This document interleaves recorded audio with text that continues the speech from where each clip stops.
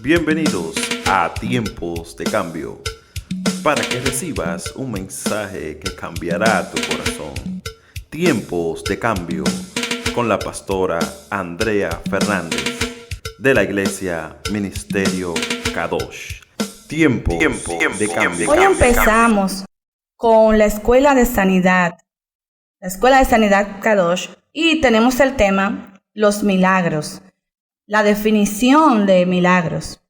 Y en el lenguaje cotidiano podemos definir la palabra milagros como cualquier tipo de suceso sorprendente, maravilloso o fuera de lo común. Conforme al diccionario bíblico, podemos definir la palabra milagros como la intervención sobrenatural en los asuntos humanos que no se puede explicar sobre base de leyes naturales conocidas. Pero si nos vamos al origen etimológico de la palabra milagros, viene de la antigüedad miraglo, del latín miraculum, derivada de mirari, que significa contemplar con admiración, con asombro o estupefacción.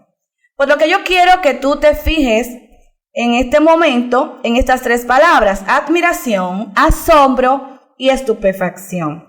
Realmente, para que haya un milagro o cuando hay un milagro, siempre va a haber admiración, va a haber asombro, y realmente las personas se van a quedar atónitas, maravilladas por eso que ha sucedido, porque no se puede explicar lo sucedido sobre base de leyes naturales conocidas.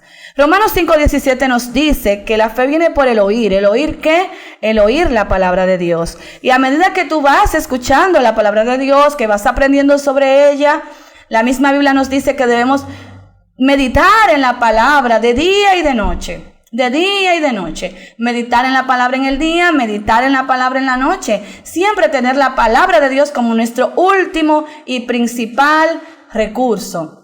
Más que nuestro último recurso, nuestro primer recurso. Pero el último en el sentido de que la decisión final siempre, en cualquier evento, en cualquier circunstancia que nosotros vayamos a tomar, debe estar fundamentada, basada en la palabra de Dios.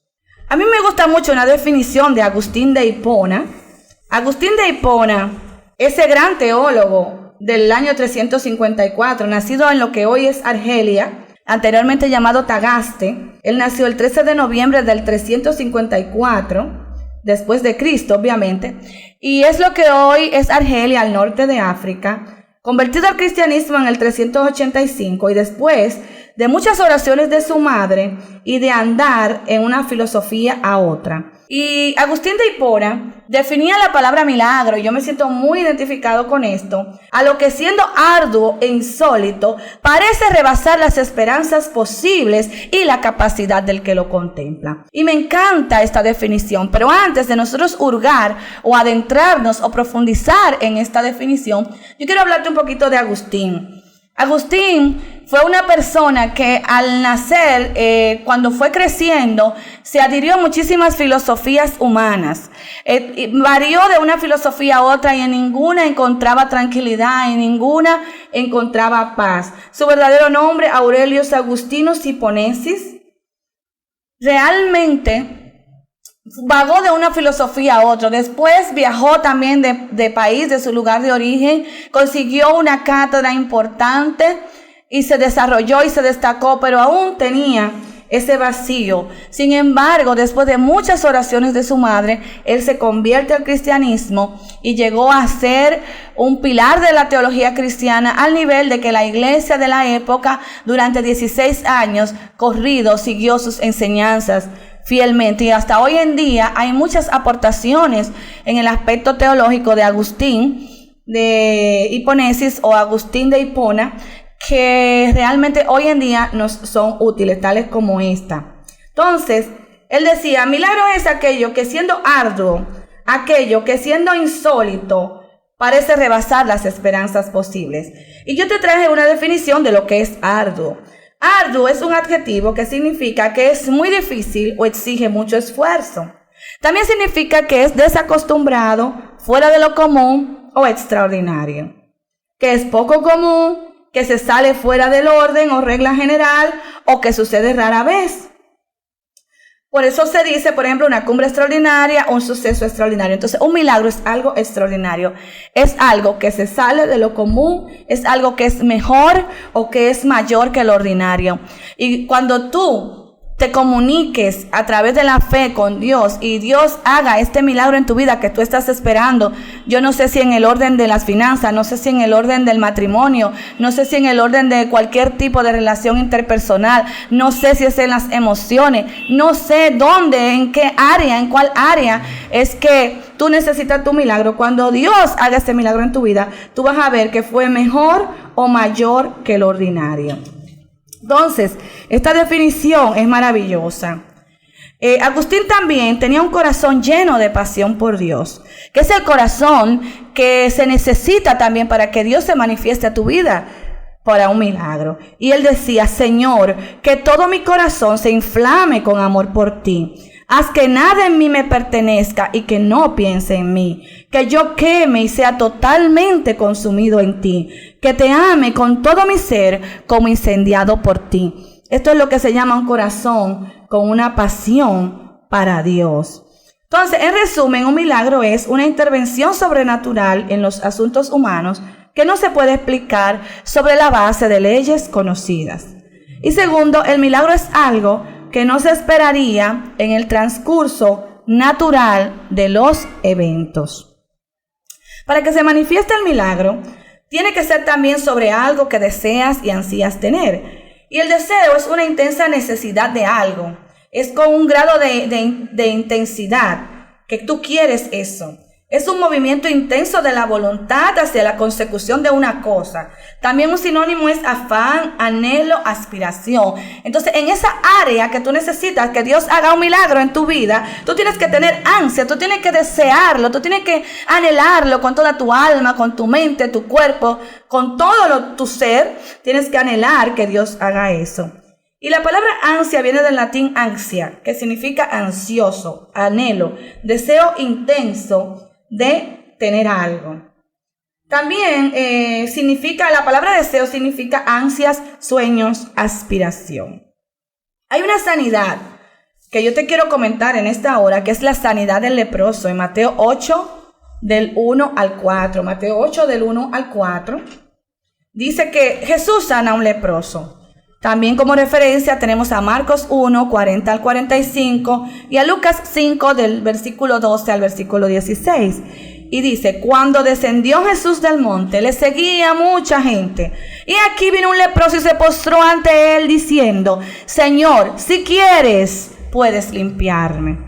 Este hombre tenía ansias, este hombre tenía anhelo, este hombre tenía un deseo intenso de ser sanado. Y ese es el deseo intenso que tú necesitas como parte de las cosas que necesitas para que Dios haga el milagro en tu vida que ya estás esperando, el cual milagro que quieres dar a luz, milagro que tú quieres ya tener en tus manos. Entonces ese leproso, en el versículo 3 de Mateo 8, dice: Jesús extendió la mano y le tocó diciendo: quiero, sé limpio. Y al instante su lepra desapareció. Entonces Jesús le dijo: mira, no le digas a nadie, sino ve, muéstrate al sacerdote y presenta la ofrenda que ordenó Moisés para testimonio a ellos. Entonces, si Jesús quiso limpiarlo, si Jesús quiso el milagro, ¿y por qué no lo hará contigo? Claro que Jesús quiere verte con eso que anhelas. Claro que Dios quiere verte con ese milagro en las manos. Vamos a seguir aprendiendo, vamos a seguir estudiando la palabra, vamos a ver qué nos hace falta. Hoy queremos darte herramientas, hoy queremos mandarte el martillo, los clavos, el taladro, para que tú puedas en el mundo espiritual alcanzar ese milagro que necesitas. Pero yo también te traje otra sanidad en este día, y es la resurrección del hijo de la viuda. En Lucas 7, del 11 al 15, tenemos una resurrección. En todos los evangelios vemos 4 resurrecciones. Vemos la resurrección del hijo de Jairo, vemos la resurrección de Lázaro, la resurrección del hijo de la viuda de Naín, que es el que te traigo en este día, y la propia resurrección del Señor Jesucristo. Entonces, en los evangelios, en la vida de Jesús terrenal, encontramos 4 resurrecciones. Y en Lucas 7, versículos 11 al 15 dicen: después de esto, Jesús se dirigió a un pueblo llamado Naín. Iba acompañado de sus discípulos y de mucha gente. Vemos ahí otra vez que le seguía mucha gente.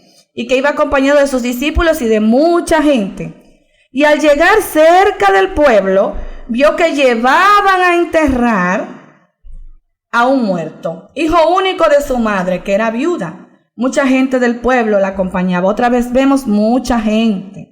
Siempre Jesús estaba rodeado de mucha gente, porque es que hay mucha necesidad. Quizás esta misma palabra que estamos dando en este día, quizás estas mismas herramientas espirituales del cielo estamos entregando hoy, otras personas lo necesitan. Entonces, al verla, dice el versículo 13 de Lucas 7, el Señor tuvo compasión de ella y le dijo: no llores. Enseguida se acercó y tocó la camilla, y los que la llevaban se detuvieron. Jesús le dijo al muerto: joven, a ti te digo, levántate. Entonces el que había estado muerto se sentó y comenzó a hablar, y Jesús le entregó a la madre. Entonces mira qué situación tan particular, mira qué situación tan penosa, mira qué situación tan límite. Esta señora era viuda, había perdido a su esposo, pero tenía un solo hijo. Y este hijo moría. Y dice la Biblia en el versículo 13 de Lucas 7 que Jesús tuvo compasión de ella. Y Jesús va a tener compasión de ti que estás oyendo esta palabra en este día. Jesús se va a compadecer. Él tiene un corazón compasivo, amoroso, 100% amoroso para sus hijos. Vamos a apelar la compasión de Jesús en este día para este milagro. Y Jesús también te dice a ti en esta hora, me manda a decirte: óyeme, levántate en el nombre poderoso de nuestro Señor Jesucristo, por la sangre preciosa del Cordero inmolado. Levántate, recibe tu milagro en esta hora. Entonces le dice así, tiene compasión. Y el que había estado muerto, no hay un peor estado que estar muerto. Ya es una situación, no hay más límites después de eso, no hay más para abajo después de esto. Y sin embargo, aún estando muerto, él resucitó. Los milagros son para ti también. Y los milagros son para ti hoy en día.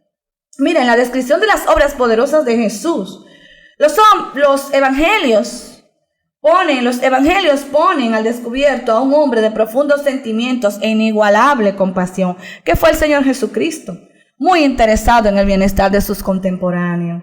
Y esta súplica desesperada de este leproso, y también de la viuda y de su hijo, tuvo compasión. Y la compasión la podemos definir como un sentimiento de tristeza que produce el ver padecer a alguien y que impulsa a aliviar su dolor o sufrimiento, a remediarlo o evitarlo. Ten la seguridad en este día que Jesús tiene compasión de ti. Ten la seguridad en este día que Jesús ha sentido tristeza al verte padecer. Ten la seguridad de que hay un impulso en Dios, un deseo de aliviar tu dolor, tu sufrimiento. Que hay un deseo de Dios de remediarte ese dolor. Y por eso en la Biblia, en la palabra de Dios, en las Sagradas Escrituras, Él te da las herramientas nos da las herramientas para que nosotros podamos no caer, no hacernos daño, ni hacerle daño a los demás. Ten la seguridad de que Jesús, a través de su palabra y quizás a través de otras personas, te ha mandado personas creyentes, no creyentes, con palabras. El Espíritu Santo también te ha traído a memoria situaciones, eventos, palabras, fechas que te procuraban evitar cualquier dolor que tú puedas tener en este momento. Mira, en el caso de la resurrección del hijo de la viuda, ni siquiera requirió de fe, solo empatía, solo la misericordia de Dios. Inclusive mira cómo le dice: no llores. Como te digo, realmente los milagros son para ti también hoy en día. Jesucristo es el mismo ayer, hoy y por los siglos de los siglos. Él es el mismo siempre. También son para ti. Hebreos 13:8 dice, en su versión Dios habla hoy, dice: Jesucristo es el mismo ayer, hoy y siempre. Así que yo te digo, recibe tu milagro. Y en la versión amplificada dice que Jesucristo es eternamente sin cambio. Siempre es el mismo, ayer, hoy y por siempre. Que Dios te bendiga.